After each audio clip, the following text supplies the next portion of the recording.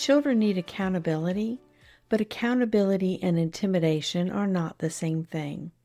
I think many parents confuse the two because we all want our children to understand that honesty matters. We want them to grow into responsible people who show respect and take ownership of their choices. But over the years, both as a teacher and as a parent, I've come to see that fear and respect are not the same thing, and outward compliance isn't always the same thing as genuine maturity.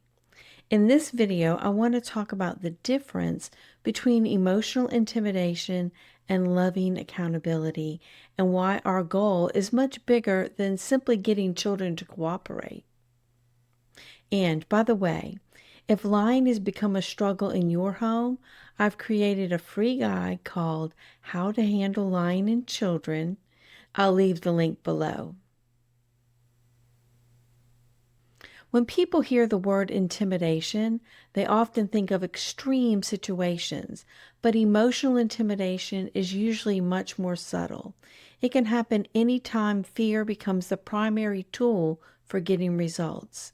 It may involve shame, pressure, threats, or creating an atmosphere where children become more focused on staying out of trouble than on learning wisdom. Over the years, I've noticed that children are remarkably aware of the emotions of the adults around them.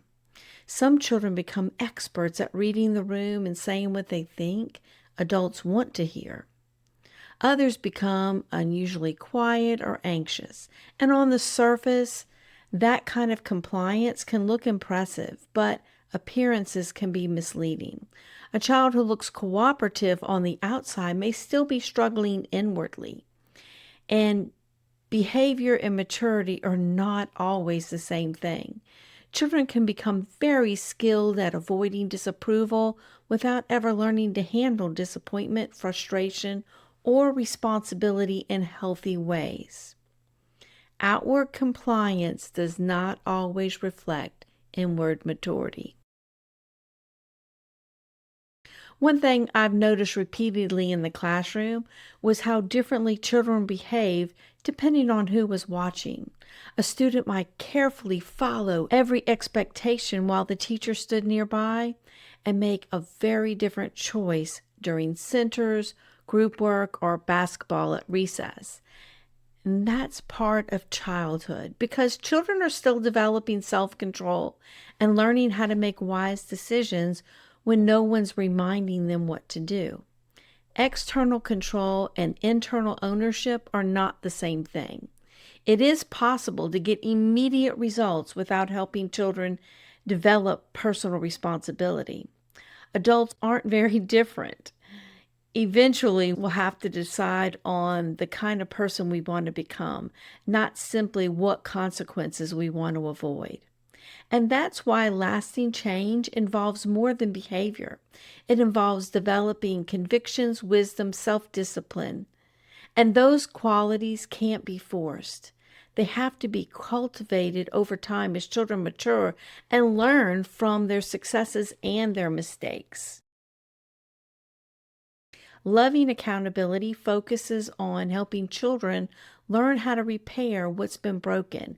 Instead of concentrating only on the mistake, it helps children understand responsibility, ownership, and restoration. Those skills matter in friendships, marriages, workplaces, and every other relationship they'll have throughout life. And I think back to a student loving accountability teaches children how to repair and restore relationships. If you've ever worried that being calm means being too soft, don't lose hope. Accountability matters, and children need loving correction. But accountability and intimidation are not the same thing, and fear is not the same thing as respect. Our goal is bigger than raising children who know how to avoid trouble.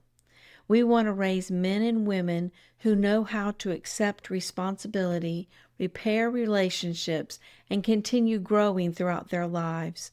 Those qualities do not develop overnight, but They're worth pursuing because they help children become people of integrity who know how to make things right when they make mistakes. If you'd like more help, I've created a free guide called How to Handle Lying in Children, and I'll leave the link below. And in the next video, we're going to talk about how emotional safety helps children tell the truth and why secure relationships often create an atmosphere where honesty becomes easier over time. I'll see you there.